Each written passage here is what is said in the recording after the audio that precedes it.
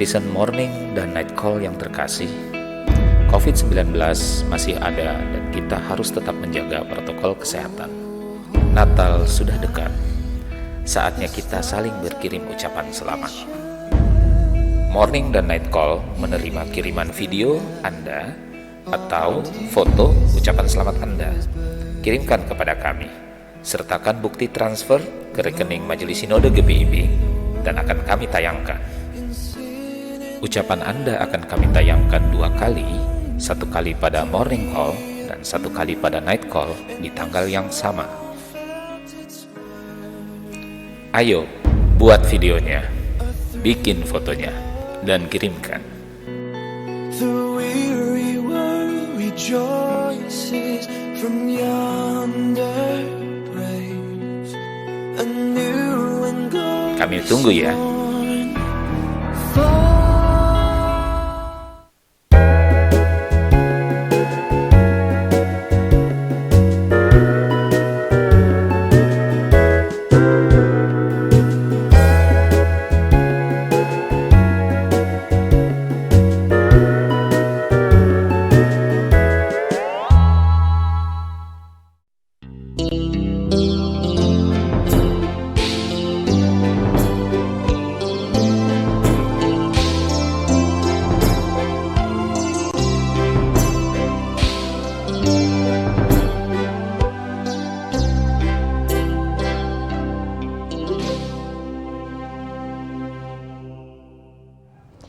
Shalom, selamat pagi Bapak Ibu Saudara yang terkasih.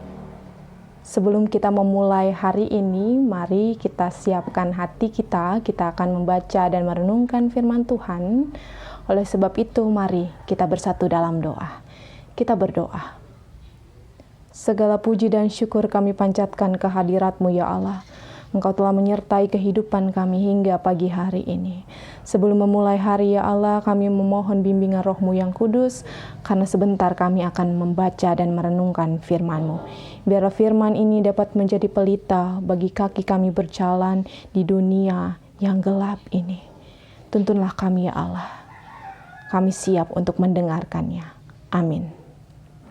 Pembacaan Alkitab pada renungan pagi hari ini diambil dari 2 Tawarik 6 ayat 3 sampai ayatnya yang ke-11 yang begini bunyi firman Tuhan.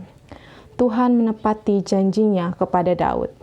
Kemudian berpalinglah raja lalu memberkati seluruh jemaah Israel. Sedang segenap jemaah Israel berdiri, ia berkata, "Terpujilah Tuhan Allah orang Israel yang telah menyelesaikan dengan tangannya apa yang difirmankannya dengan mulutnya kepada Daud ayahku, demikian. Sejak aku membawa umatku keluar dari tanah Mesir, tidak ada kota yang kupilih di antara segala suku Israel untuk mendirikan rumah di sana sebagai tempat kediaman namaku, dan tidak ada orang yang kupilih untuk menjadi raja atas umatku Israel. Tetapi kemudian aku memilih Yerusalem sebagai tempat kediaman namaku dan memilih Daud untuk berkuasa atas umatku Israel. Ketika Daud ayahku bermaksud mendirikan rumah untuk nama Tuhan Allah Israel, berfirmanlah Tuhan kepadanya, Engkau bermaksud mendirikan rumah untuk namaku, dan maksudmu itu memanglah baik. Hanya bukanlah engkau yang akan mendirikan rumah itu, melainkan anak kandungmu yang akan lahir kelak. Dialah yang akan mendirikan rumah itu untuk namaku. Jadi Tuhan telah menepati janji yang telah diucapkannya. Aku telah bangkit menggantikan Daud ayahku dan telah duduk di atas tahta kerajaan Israel. Seperti yang difirmankan Tuhan, aku telah mendirikan rumah ini untuk nama Tuhan Allah Israel dan telah menempatkan di sana tabut yang memuat perjanjian yang telah diikat Tuhan dengan orang Israel. Demikianlah pembacaan Alkitab. Terpujilah Kristus, Maranatha. Ibu bapa, saudara yang terkasih, perikop ini sebenarnya mau mengatakan bahwa akhirnya selesai juga pembangunan rumah bagi kemuliaan nama Tuhan.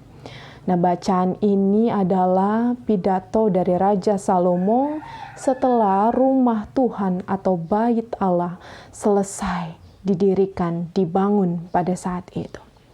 Nah, ketika rumah Tuhan ini selesai dibangun, dari pidato Salomo sebenarnya ia mau memberitahu beberapa pemaknaan teologis yang dilekatkannya pada pidato tersebut. Pemaknaan teologis apa? Dia memperlihatkan kepada bangsa Israel bahwa Allah bekerja mulai dari pemilihan tempat dan juga siapa yang akan membangun sampai Allah menggenapi janjinya tersebut. Proses itu Allah bekerja luar biasa. Nah, di dalam alur kehidupan kita seringkali memahami setiap hal yang terjadi dalam hidup kita adalah sebuah peristiwa yang memang harus terjadi demikian. Kita lahir, kita sekolah, kita bekerja, menikah, punya anak, pensiun, lalu selesai. Dan segala sesuatu dalam siklus kehidupan sepenuhnya kita merasa ada di tangan kita. Kita yang berhak untuk menentukan jalan mana yang bisa kita pilih. Jika kita masih punya pola pikir yang demikian, ibu bapak saudara, sebenarnya pidato Salomo pada teks kita hari ini mau menyadarkan kita semua bahwa segala sesuatu yang terjadi di dalam kehidupan kita sekarang adalah berdasarkan pemilihan atau penentuan dari Allah. Meski kita memilih, namun Allah yang menentukan jalan. Allah yang menuntun kita.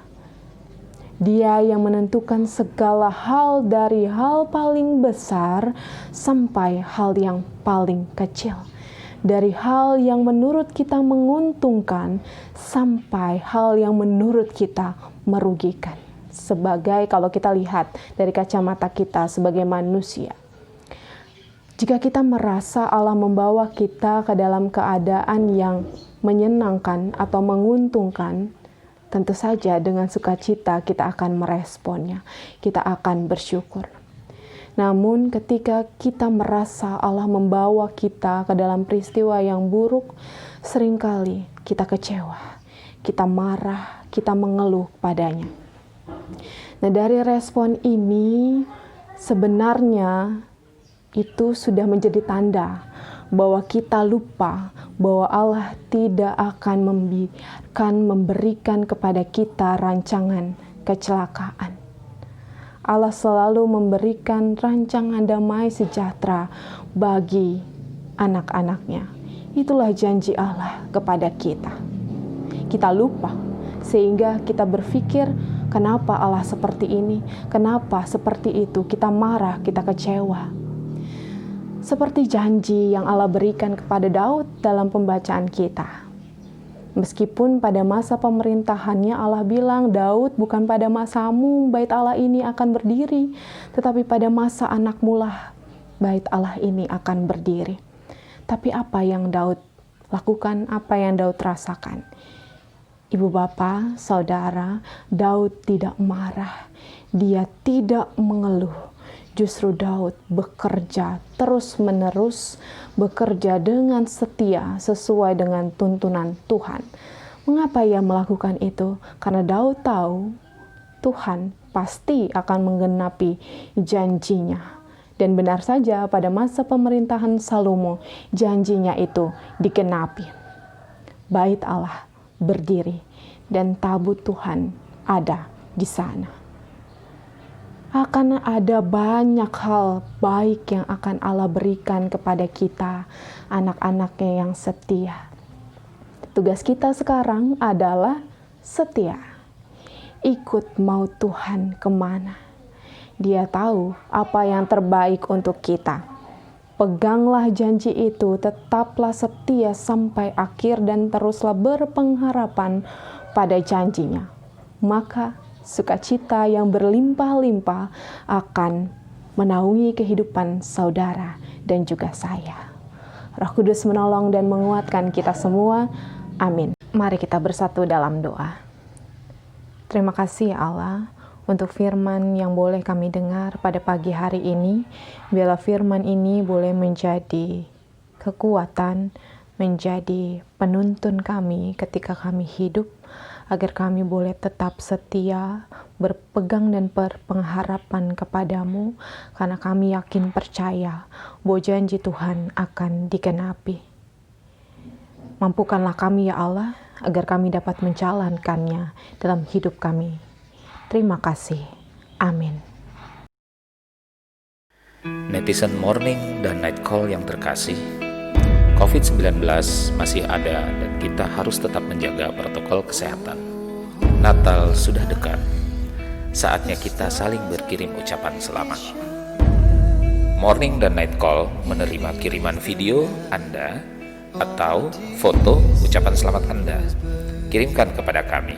Sertakan bukti transfer ke rekening Majelis Sinode GPIB dan akan kami tayangkan. Ucapan Anda akan kami tayangkan 2 kali, 1 kali pada morning call dan 1 kali pada night call di tanggal yang sama.